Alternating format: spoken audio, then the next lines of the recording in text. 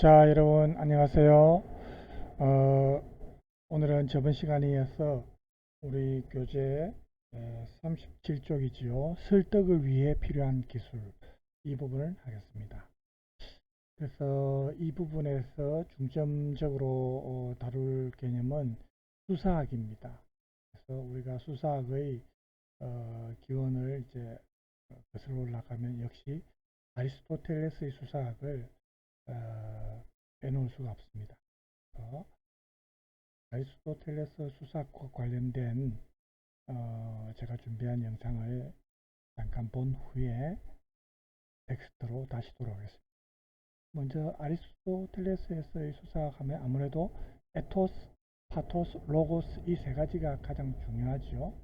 그래서 이 세 가지 내용 관련된 내용을 준비했는데 일단 먼저 듣겠습니다.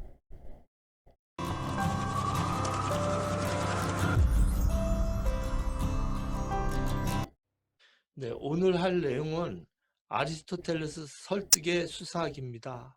그 당시에 의사소통에 중요한 것이 직접 말로 하는 것이니까 장사를 하거나 법정에 서거나 이럴 때 다 말이 필요한 거예요. 그래서 그때 말할 때 설득이 어떻게 필요한가 해서 그걸 아리스토텔레스가 쭉 정리한 거예요. 말한다는 것이 얼마나 중요한지 여러분들이 생각하는 이 세상의 거의 모든 고전은 대화록이에요. 노노도 제자들하고 이렇게 대화하는 것들이 노놓고 맹자도 그렇고 맹자는 이 나라 저 나라 다니면서 맹자가 양의 왕이니 공손천이 여러 임금들을 만나면서 카운셀링 해준 대화록이에요. 그래서 우리 교재도 여러분이 앞으로 쭉 보면 알겠지만 주로 대화 형태로 그 사례를 보여주는 그런 내용이 많이 나옵니다. 그렇죠? 그래서 예전부터 이제 아무래도 이 대화를 통해서 어떤 논리적인 근거를 댄다든지 지금 오늘 하게 되는 상대방을 설득을 하기 위해서 또 필요한 말하는 방법이라든지 이런 게 예전에는 이제 이렇게 스승과 제자라든지 이렇게 대화하는 방식을 통해서 보통 학습을 했거든요. 그래서 오늘 이 내용도 그렇게 관련해서 보시면 되겠습니다. 영생이란 무엇인가 그러면서 사마리아 이야기도 하고 그런 거거든요. 그러니까 대화가 고전이 되는 거죠. 이 대화가 얼마나 중요한지 이 대화가 얼마나 중요한지 아리스토텔레스의 수사학이 이것을 정리한 것이죠. 바티칸에 가면은 교황 사무실 들어가는 이 그림이 크게 걸려 있어요. 그리스 철학자들 한 50명 정도 이렇게 앉아 있는 그림이 있죠. 그 가운데 두 사람이 걸어가요. 와, 여러분 인생템 발견했어요. 제가 입이 닳도록 추천했던 눈 영양제 지금 역대 최대 할인으로 이 한 사람은 하늘을 보라고 그러고 한 사람은 땅을 보라고 그러죠. 하늘을 보라고 하는 사람은 누구냐면 플라톤이에요. 근데 플라톤의 스승은 소크라테스죠. 하늘을 보라고 지금 지적하는 사람.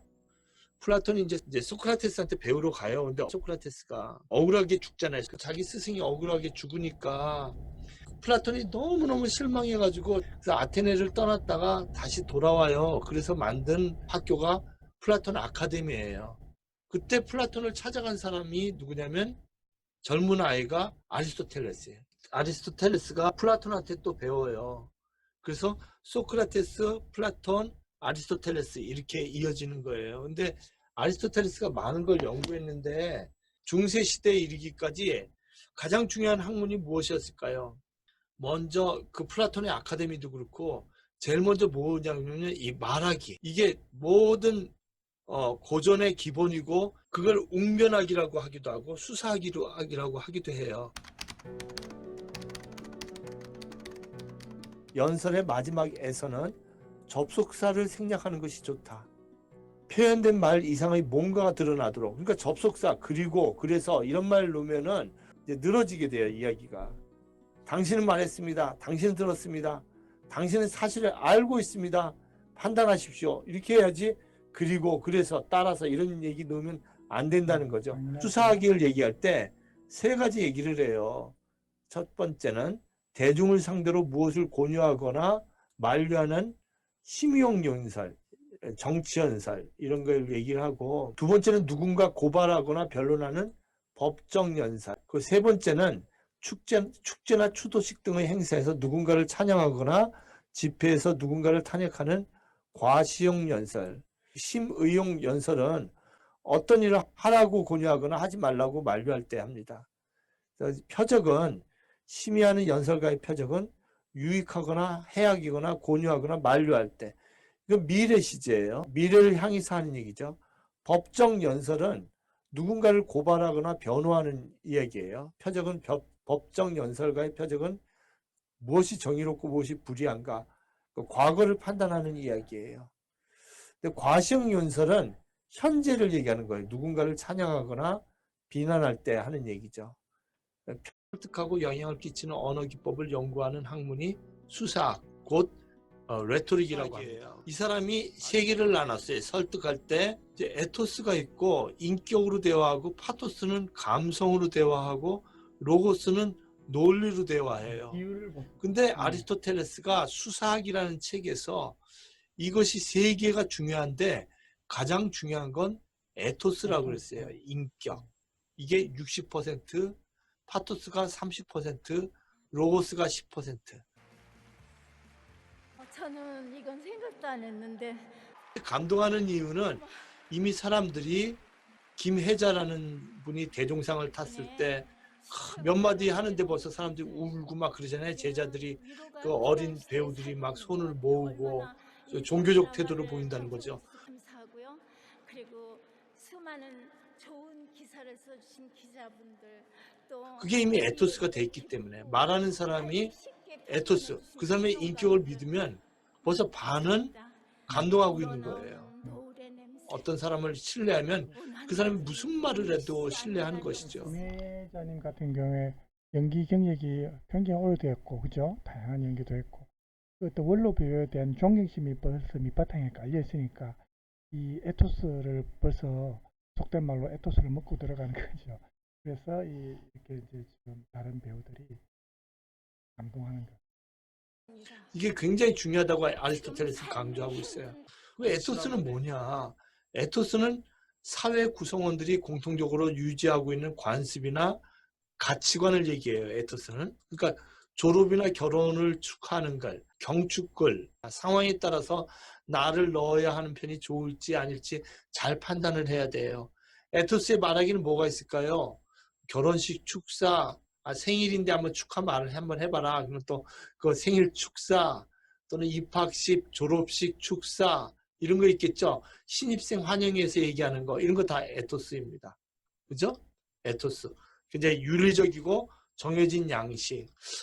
장례식 때 인사해야 될 때가 있어요. 이거 참 어렵더라고요. 예, 그런 것도 에토스의 양식입니다.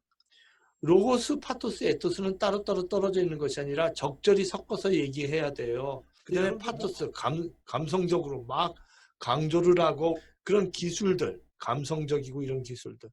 파토스는 뭐 어떻게 보면 이제 흥분시키고 이거 감정적인 걸 파토스라고 그러죠. 감정적이고 이런 걸 우리가 파토스라고 그래요. 연민의 정, 페이서스라고 그러죠. 페이서스.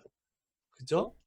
비애감, 이런 걸 파토스라고 그러는데, 청중의 심리적 정서 등을 이용하여 감동을 주는 말하기를 얘기하는 거죠. 파토스의 말하기는요, 독자에게 정서적인 자극을 주어 동화시키는 기술을 의미해요. 기쁨을 느낄 때 또는 슬픔을 느낄 때는 슬픔을 더해주는 기술입니다. 정치적이거나 종교적인 글이 파토스적일 때가 많아요. 히틀러의 글이나 연설할 때 파토스를 적극 활용했습니다. 사람을 흥분시키거나 자기 고백을 강조해야 할 때가 많으니 이럴 때는 나를 내놓고 쓰면 효과적일 때가 많아요. 비록 히틀러가 굉장히 이제 어쨌든 부정적인 결과를 주변국들한테 많은 피해를 끼치고 유대인들을 학살하는 부정적인 영향력을 행사했지만, 그만큼 히틀러가 이 연설을 잘했습니다. 그래서 특히 방금 말씀하신 것처럼 이 파토스에 아주 강한 기술적으로 재능이 있었던 것 같아요. 그래서 히틀러가 수많은 독일 국민들 앞에서 연설할 때, 물론 그 당시 독일의 경제적 상황이나 뭐 세계 공황 때고 전후의 어떤 그런 경제적인 먹고 살기 힘든 그런 상황에서 또 배려사유조약에 의해서 뭐 배상도 해야 되고 그런 주변 상황도 물론 있었고요, 그죠? 그래서 그런 것도 물론 유용했지만 연설에서 이렇게 청중을 사로잡는 그런 능력이 대단했다는 거죠. 그래서 그런 게 이제 효과를 봤다는 거죠. 예.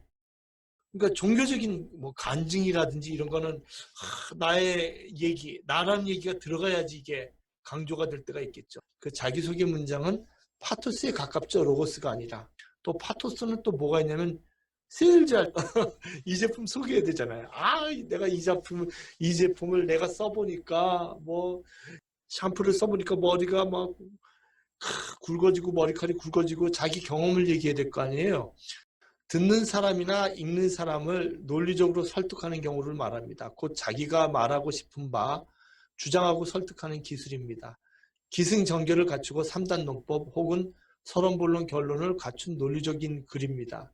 또 논리적인 말이입니다.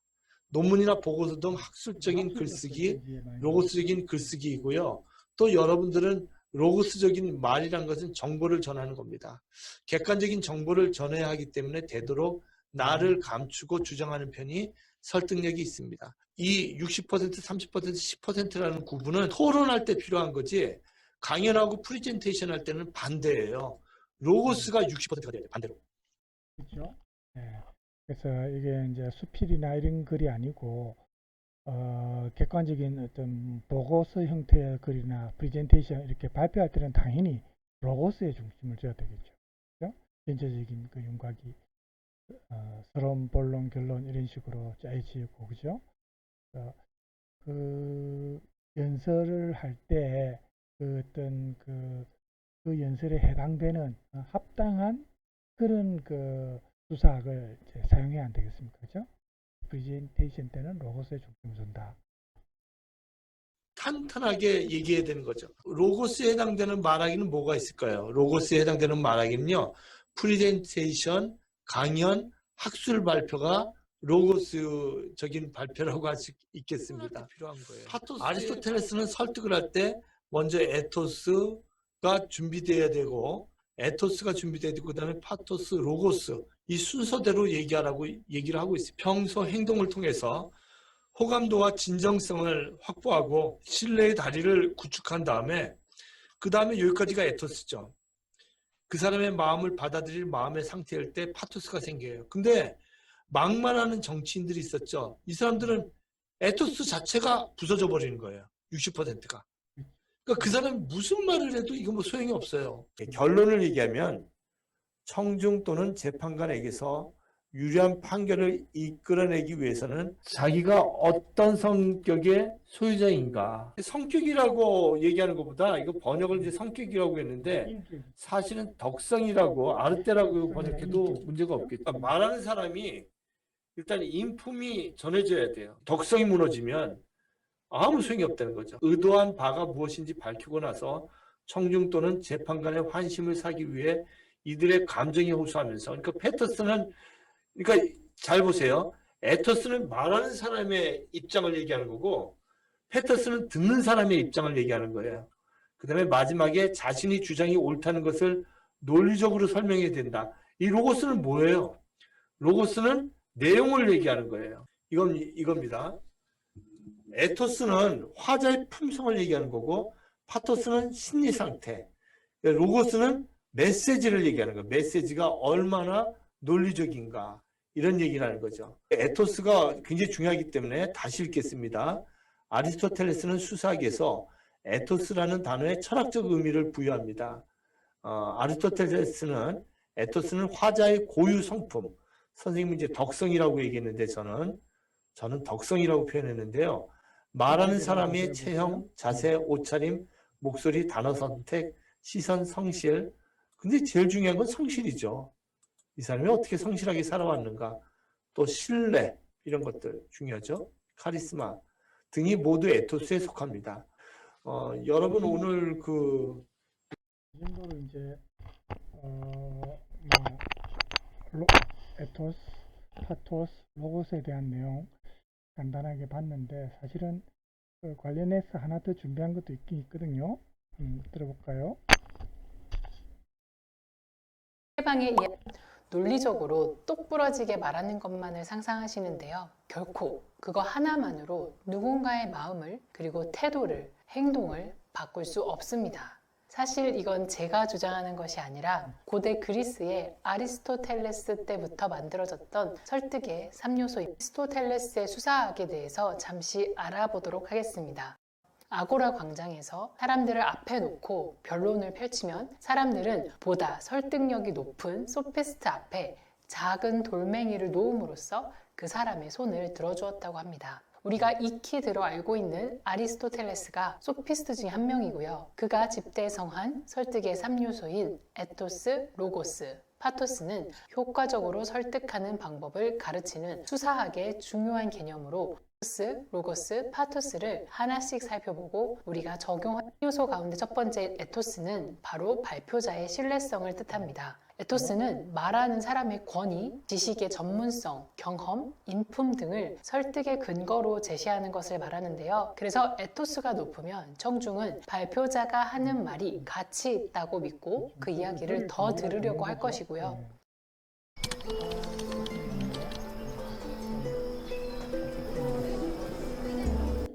더 나아가서 발표자가 주장하는 말 자체에 더 설득이 되기 쉬운 경향이 있습니다. 이렇게 에토스를 구성하는 데에도 세 가지 요소가 있는데요. 첫 번째는 신뢰성입니다. 청중이 발표자를 믿으면 그 사람이 이야기하는 것은 모두 진실이라고 믿기 때문에 발표자의 성격, 인품이 어느 정도 바탕이 되어야 합니다. 두 번째로는 권위와 전문성이 에토스를 구성합니다. 사회적인 지위나 전문적인 평판이 어느 정도 갖추어 있으면 그 사람이 하는 이야기는 좀 더 듣고 싶고 그 사람이 하는 이야기에도 설득력이 높아집니다. 건강 관련 정보를 의사가 이야기하는 것과 내 친구가 이야기하는 것에는 당연히 설득력의 차이가 있겠죠. 그 해당 분야에 객관적인 증거가 입증된 사람들이 이야기하는 것에 사람들의 귀가 더 솔깃하게 되는 이유가 바로 여기에 있습니다. 네, 마지막으로 에토스를 구성하는 요소에는 유사성이 있는데요. 청중은 발표자와 자신이 비슷한 부분이 있다고 판단이 되면 그 발표자를 보다 가깝게 느끼게 되고 그가 전달하는 메시지에도 설득력이 높아진다고 합니다. 나와 비슷하다라는 동질감에서 내용과 상관없이 왠지 모르게 그 사람 자체가 끌리는 경우가 이에 해당합니다. 설득의 3요소 가운데 두 번째인 로고스는 바로 주장의 세계적인 이야기 전개 그리고 합리적인 결론 도출을 통한 설득의 방법을 말합니다.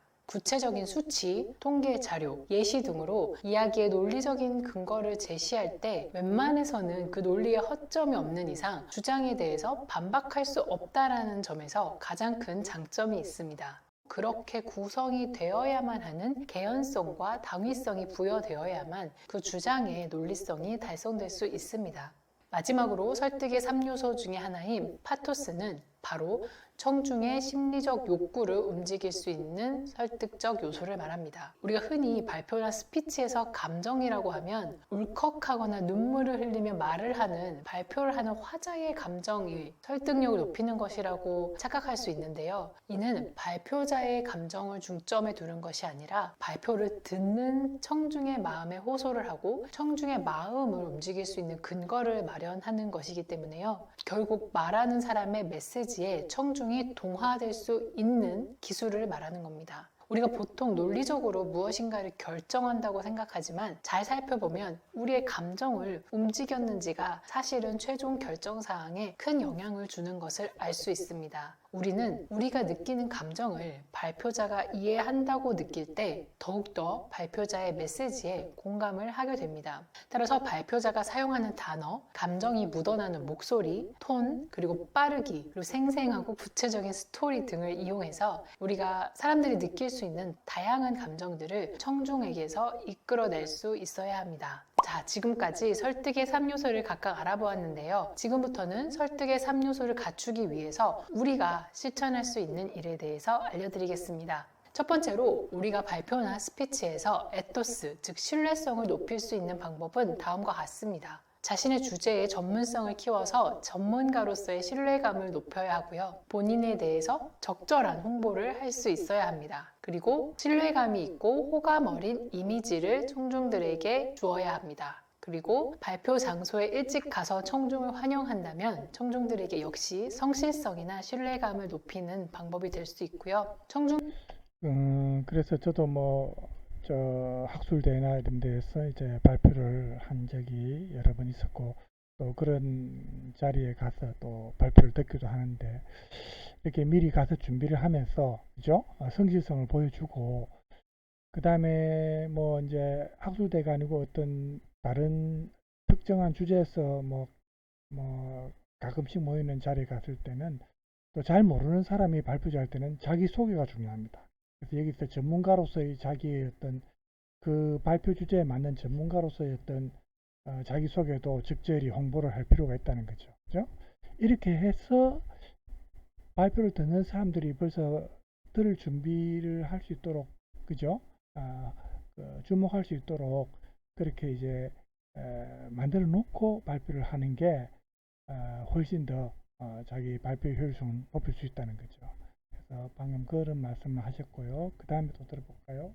청중들이 관심을 가질 만한 주제나 예시를 다루면 유사성이 높아집니다. 이 발표자가 우리의 관심사를 이미 알고 있네 하고 발표자에게 더 호감이 생기기 때문입니다. 그리고 가능하다면 청중 내에 한두 명 정도 직접적으로 언급을 하면서 공감을 이끌어내면 좋습니다. 미리 가셔서 청중들과 아이스 브레이킹을 하면서 일상적인 대화를 주고받은 후에 시작하는 것도 매우 도움이 됩니다. 다음으로 주장의 논리성을 높이기 위해 발표자인 우리가 할 수 있는 일에 대해서 알려드리겠습니다. 첫 번째는 합당한 수준의 논리로 주장을 하는 것이 가장 중요합니다. 다시 말해서 보통의 청중들도 쉽게 수긍할 수 있는 주장을 내세워야 하지 너무 극단적으로 어그로성의 주장을 펼치면 오히려 반감을 사게 됩니다. 특히 흑백 논리식의 사고, 여기 계신 모든 분들이 알고 있는, 아니면 여기 한 분도 빠짐없이 모두가 필요한 이런 식으로 흑백 논리로 이야기하지 않아야 합니다. 그리고 하나의 큰 주장을 내세웠을 경우에는 그 주제를 3가지로 쪼개서 하나씩 더 자세하게 세부적으로 설명할 수 있는 것이 좋습니다. 왜냐하면 큰 주장의 세부 내용이 하나면 좀 빈약해 보이고요. 3개 이상이면 너무 많아서 청중이 다 기억하기가 어렵습니다. 그리고 신뢰성을 보장할 수 있는 여기서 이제 3개 정도라고 한 것도 아주 이제 그 수치도 적절한, 너무 많아도 과유불급이라고 너무 많아도 그렇고, 또 너무 빈약해도 전 자기의 논리를 증명할 때 조금 미흡하니까 3개 정도라고 했는데, 그 주제의 분량에 따라서 이거는 근거 제시할 때 이건 이제 자기가 조절하면 되겠죠. 전하면 좋습니다. 자, 마지막으로 우리가 파토스, 감정을 이끌어낼 수 있는 방법에 대해서 설명드리겠습니다. 가장 먼저 시각적으로 보여줄 것이 있으면 좋습니다. 따라서 발표나 스피치를 하실 때 제약이 없다면 여러분의 스토리에 생생함을 더할 수 있는 사진이나 영상을 활용하는 것이 좋습니다. 그리고 청중들에게 보다 의미 있게 다가갈 수 있는 단어를 선택하는 것이 좋습니다. 단지 똑똑해 보이기 위해서 너무 어려운 말은 쓰지 않는 것을 추천합니다. 마틴 루터킹 목사가 I have a dream 이라고 하지 않고 I have an idea 라고 했다면 지금까지 이렇게 여러 사람들에게 회자될 수 있었을까요? 그리고 좋은 스토리를 알려주세요. 사실 이 부분이 가장 중요한데요. 우리 각자가 경험한 환경과 생각이 각각 다르고 유니크하기 때문에 주제에 맞는 나만의 스토리를 발견하고 발전시켜서 전달할 수 있다면 청중들의 주의를 끌고 감정까지 환기할 수 있는 좋은 방법이 될 수 있습니다. 그래서 이게 이제 요즘에 우리가 보통 많이 말하는 표현 중에 공감 능력이라고 하는데, 이 공감 능력이 없는 사람들은 이렇게 하는 게 쉽지 않아요. 그렇죠? 자기 자신만 생각하고 다른 사람의 입장에서 생각할 수 있고 공감할 수 있어야 되거든요. 그리고 사실은 이렇게 지금 이제 발표 효율성을 높이기 위해서, 또 상대방을 설득하기 위해서 필요한 기술에 이 파토스가 들어가지만, 우리 듣는 수용자, 청중의 입장에서는 또 사실은 너무 이 파토스에 빠져도 사실은 곤란합니다. 그죠? 우리가 객관적으로 우리가 판단할 수 있고, 그러기 위해서는 조금 비판적으로 판단하기 위해서 좀 거리를 둬야 되거든요. 그렇죠? 그래서 이제 발표하는 사람의 입장에서는 청중을 설득하기 위해서 이 세 가지가 지금 필요하다고 하지만 우리 청중의 입장에서는 파토스에 너무 빠져도 사실은 곤란하다고 볼 수 있습니다. 예. 일반적인 이야기가 아닌 구체적인 사례로 서술하는 것이 바로 그 포인트입니다. 자, 지금까지 사람들을 내 편으로 만들기 위한 설득의 3요소, 에토스.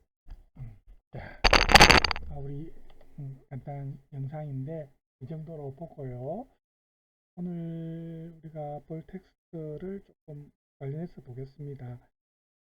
그래서 이제 수사학과 관련해서는 아무래도 아리스토텔레스를 뺄 수 없는데 우리가 수사학은 개념적으로 볼 때 변정법, 변정론과 유사한 개념입니다.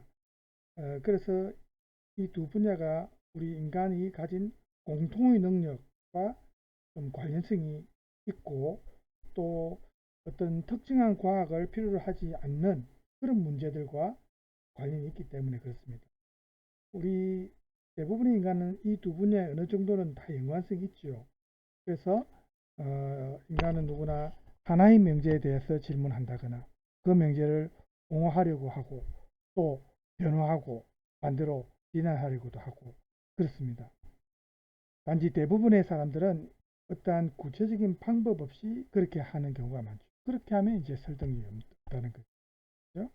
왜냐하면 아까도 얘기했다시피 그 세 가지 요소가 없는 상태에서 자기 주장만 펼치기 때문에 이게 쉽게 받아들이지 않는 겁니다. 물론 또 어떤 사람들은 어떤 습관에 의해서 그죠? 또 그렇게 하는 분들도 있고요. 뭐 이게 아비투스라고 되어 있지만 내나 같은 의미라고 볼 수 있겠습니다.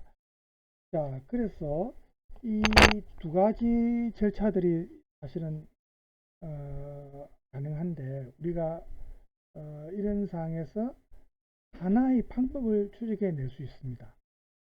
만일 습관에 따르는 사람들 그리고 우연에 맡기는 사람들 이런 사람들이 동일하게 목적을 만약에 달성한다면은 우리는 그 원인을 좀 깊이 생각해보고 그 이유가 뭔지 한번 찾아낼 필요가 있겠죠.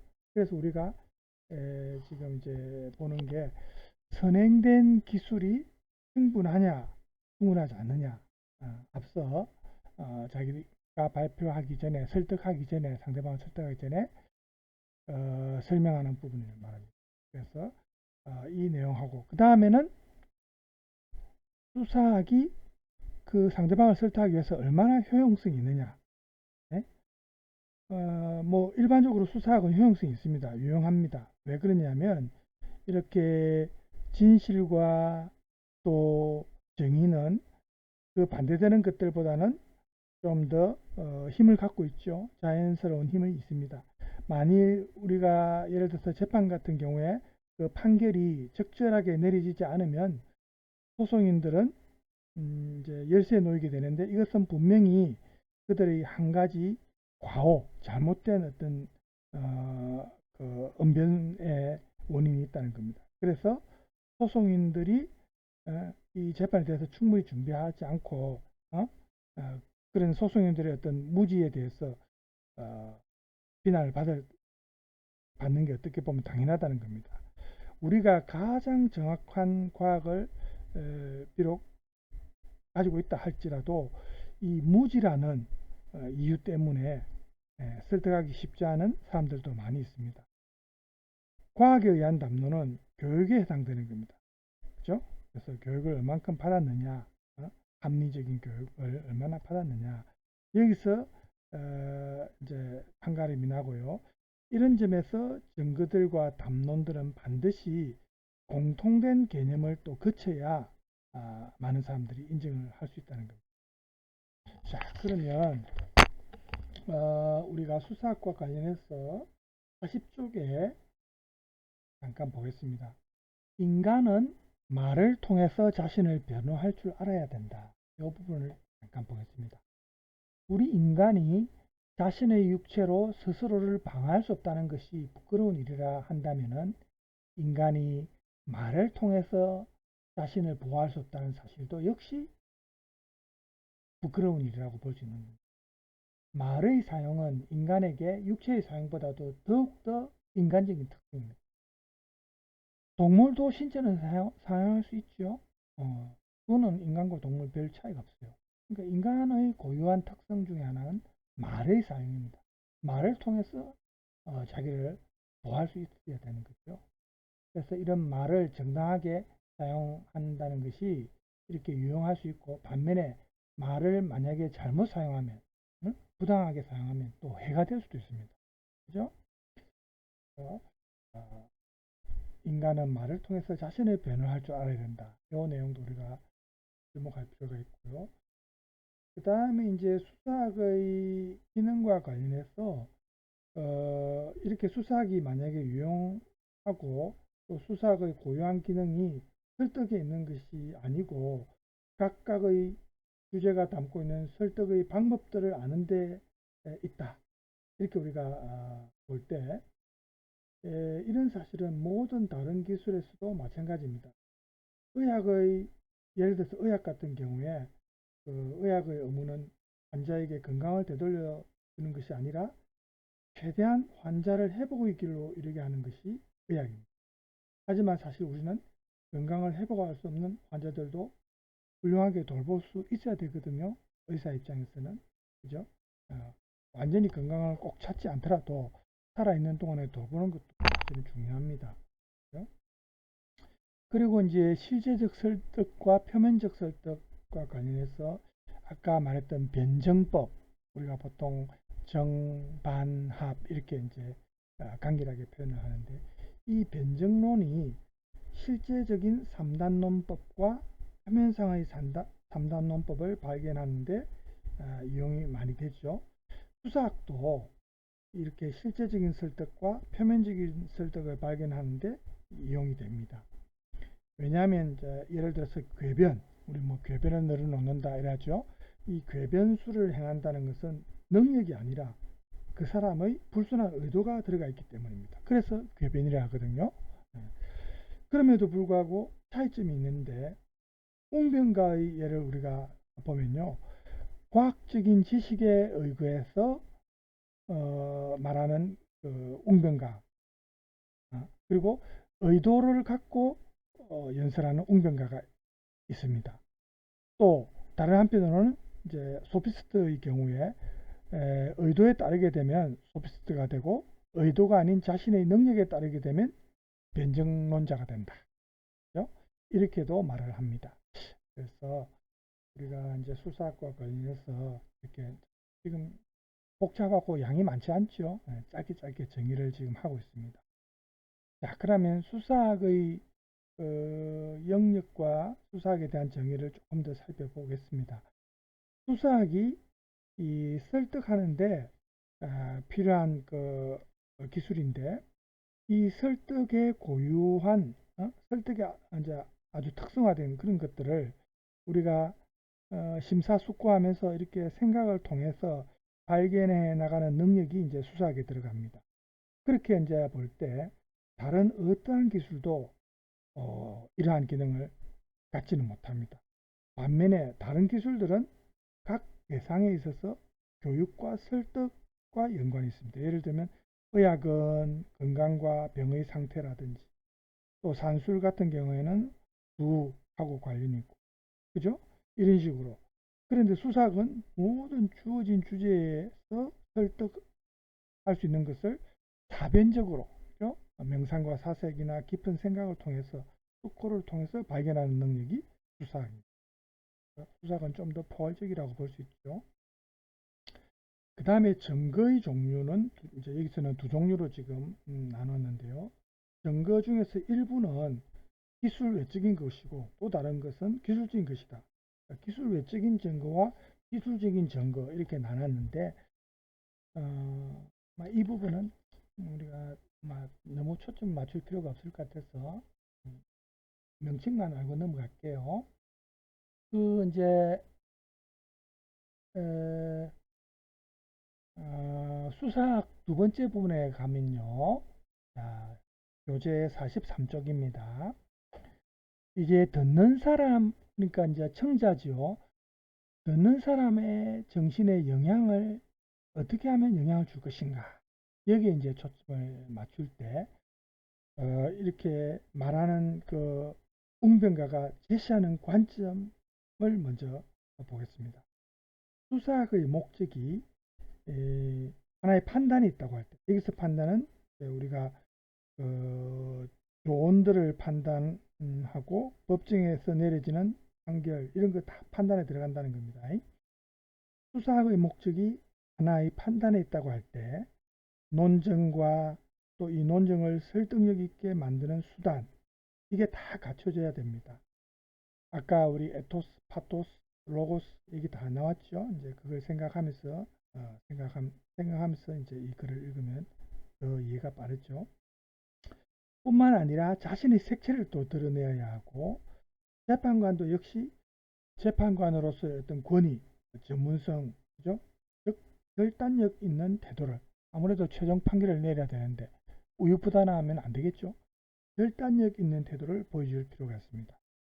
누군가를 설득하기 위해서는, 특히 토의나 소송과 관련된 상황에서는 웅변가 자신이 확고부동한 그런 관점을 자신의 어떤 확고한 시각을 갖고 있는 것처럼 그렇게 보여야 됩니다. 그래야 설득력이 있어 보인다는 거죠. 그리고 그러면서도 청중들에게도 자신들이 분명한 태도를 갖고 있다는 생각을 갖도록 또 만들어야 됩니다. 그런 믿음을 심어줘야 됩니다. 그렇게 함으로써 청중들로 하여금 연설하는 웅변가에 대해서 일정한 입장을 취할 수 있도록 그렇게 할 수 있다는 거죠. 그 다음에 이제 청중의 입장에서 보면요, 청중의 성향입니다. 아까 이제 파토스 얘기도 나왔지만, 토의에 있어서 웅변가가 보여주는 관점은 유용합니다. 그죠? 그런데 소송에서, 재판과 관련한 이런 소송에서는 청중의 성향도 아주 중요합니다. 요즘에 또 배심원 판결, 미국 같은 경우에 이제 그런 배심원단 역할이 중요하고, 저도 사실 개인적으로는 우리나라 재판에서 지금 판사들 중에 정치적인 성향에 한쪽에 치우친 판사들도 많고, 또 지금 현대의 상황에 맞지 않는 판결을 내리는 경우들이 많습니다. 미국이나 다른 선진국과 비교할 때 형량이 너무 약해서 오히려 재범을 부추기는 그런 경우가 너무 많거든요.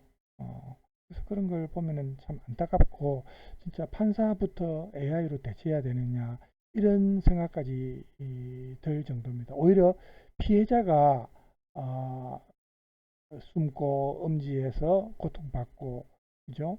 가해자가 더 당당하게 사회를 누비고 다니고, 이런 상황이 우리 한국 사회에서 지금 벌어지고 있는, 왕왕 벌어지고 있지 않습니까? 그죠? 그래서 이제 그런 게 갑자기 생각이 나는데, 여기서 재판과 관련해서 소송에서는 청중의 성향이 매우 중요합니다. 어떠한 대상을 좋아하느냐 그렇지 않느냐에 따라서 그 대상에 대해서 화를 내느냐, 아니면 영원한 아비투스 속에 머물러 있느냐에 따라 같은 것도 다르게 보일 수 있다는 겁니다. 예를 들어 한 가지 사태가 똑같은 사건인데도, 그죠? 사람에 따라서 완전히 다르게 볼 수 있다는 겁니다. 중요성이 달라 보인다는 겁니다. 어떤 사람을 좋아하는 사람은 자신이 판단해야 하는 자가 죄가 없거나 혹은 거의 없다, 이렇게 또 생각을 하고요. 반면에 어떤 사람을 미워하면은 정반대의 판단을 낼 수 있다는 겁니다. 그렇죠? 이렇게 어쨌든 이런 게 이 청중의 이런 심리를 잘 꿰뚫고, 그래서 우리가 사실은 배심원단, 미국의 그 판결과 관련해서 배심원단의 어떤 감정, 파토스에 호소해서, 그죠?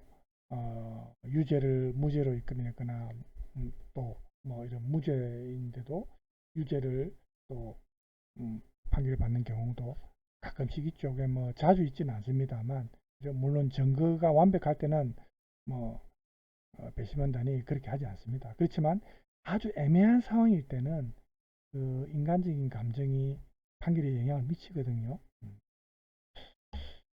여기 이제 청중의 상태가 조금 연관성이 있어 보입니다.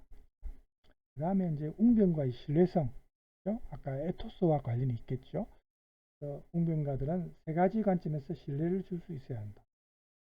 그 신뢰성을 결정지을 수 있는 정명들을 제외한다면은 세 가지 관점이 기준이 되는데, 즉 진중함, 그 다음에 그 웅변가의 미덕, 도의, 이런 것들. 아까 말했던 에토스와 연관이 있죠. 웅변가들이 어떠한 주제에 대해서 말하거나 조언하면서 진리를 만약에 왜곡시킨다면 그것은 이러한 세 가지 이유, 즉 그 중에 한 가지 이유 때문입니다. 만일 신중함이 결여되어 있다면 이들의 의견은 공허한 것이 됩니다. 그러니까 신중함이 필요하다는 거죠. 네. 그리고 정당하다고 생각하면서도 사람들이 웅변가 중에 악의에 차서 자신들의 생각을 드러내지 않는 경우도 있을 수 있겠죠. 또는 신중하고 정직하면서도 이 사람들이 겉으로는 호의적이지 않을 수도 있고요. 그렇죠? 그래서 가장 좋은 해결책을 알면서도 그것을 조언하지 않는 이유가 그런 이유 때문입니다. 이 외에도 뭐 다른 경우도 이 외에는 다른 경우가 있을 수 없다는 거죠. 그래서 웅변가가 이 모든 자질을 가지고 있는 것처럼 보인다면 그 사람은 틀림없이 상중들에게 신뢰감을 줄 수 있다는 거죠. 그 다음에 이제 성격과 관련해서도 마찬가지입니다. 자기 스스로가 신중하고 정직한 사람처럼 보이게 만드는 그런 방식. 아까 말했던 미덕, 그죠? 이게 중요하다는 거죠. 첫 번째. 세 가지 유형 중에 에토스에 들어가는 그런 부분들입니다. 자, 이제 수사 마지막 세 번째입니다. 시간이 어떻게 되는지 한번 볼까요? 41분이네요. 오늘, 자, 수사까지 하고 마칠 수 있겠습니다. 그죠?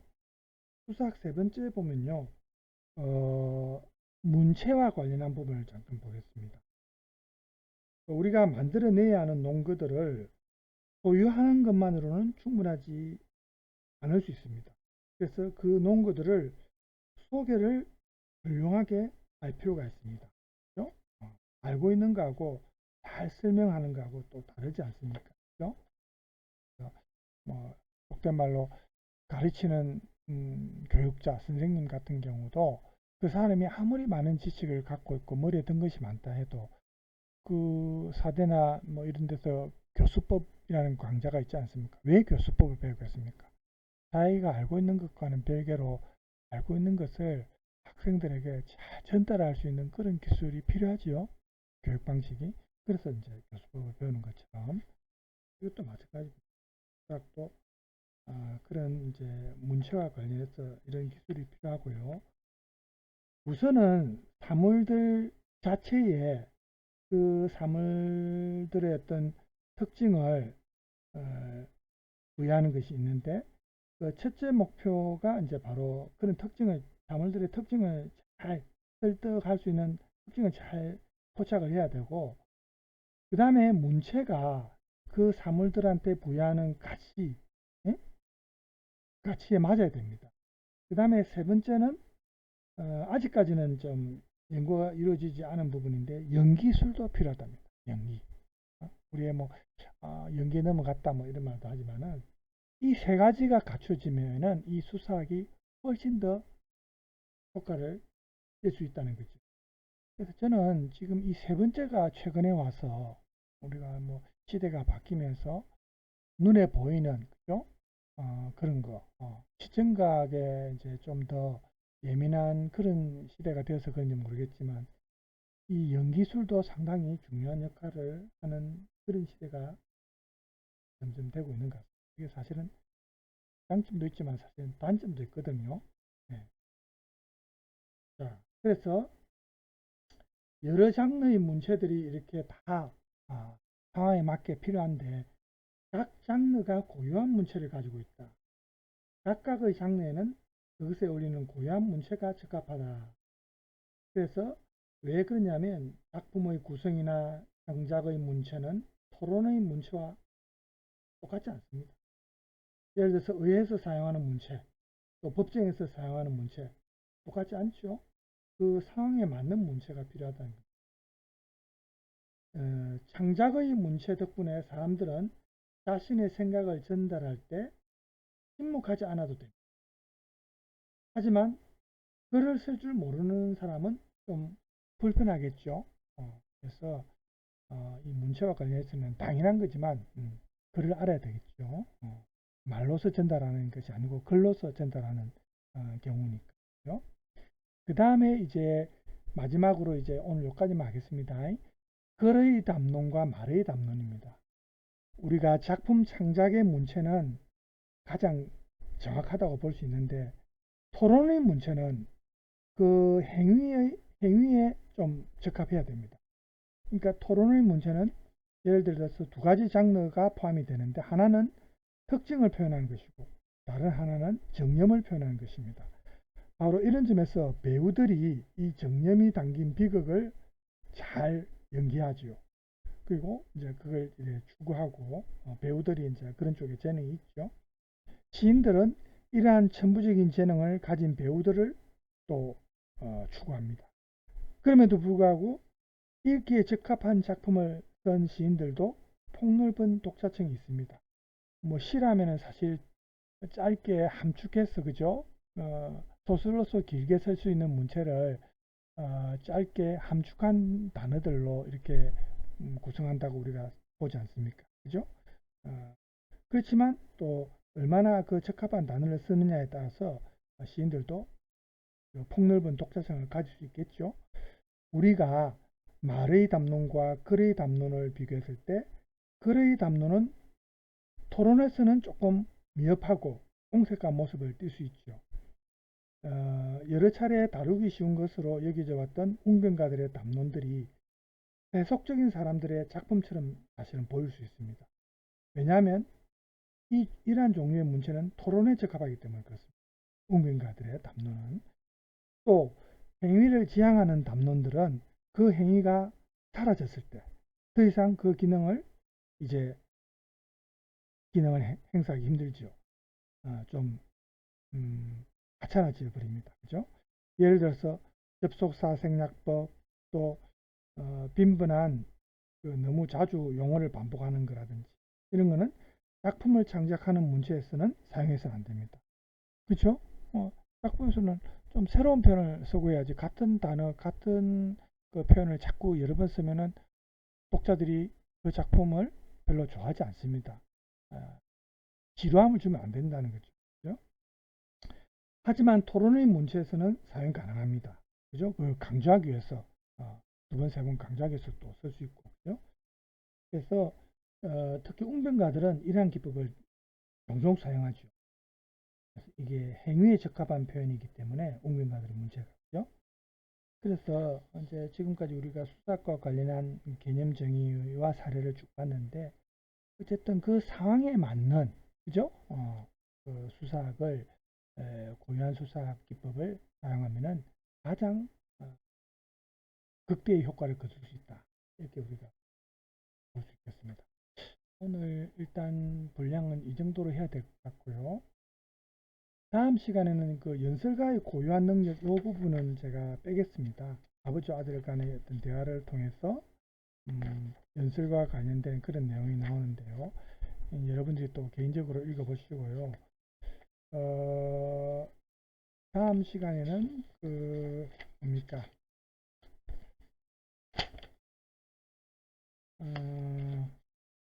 우리가 지금 여러분 텍스트 74쪽에 보면은 핵심 개념, 기본 문제, 심화 문제 이렇게 나와 있습니다. 그 부분을 볼 겁니다. 텍스트 74쪽입니다. 그러니까 우리 지금 73쪽까지 일단 진도가 나갔다고 보시고요. 다음 시간에는 74쪽을 보겠습니다.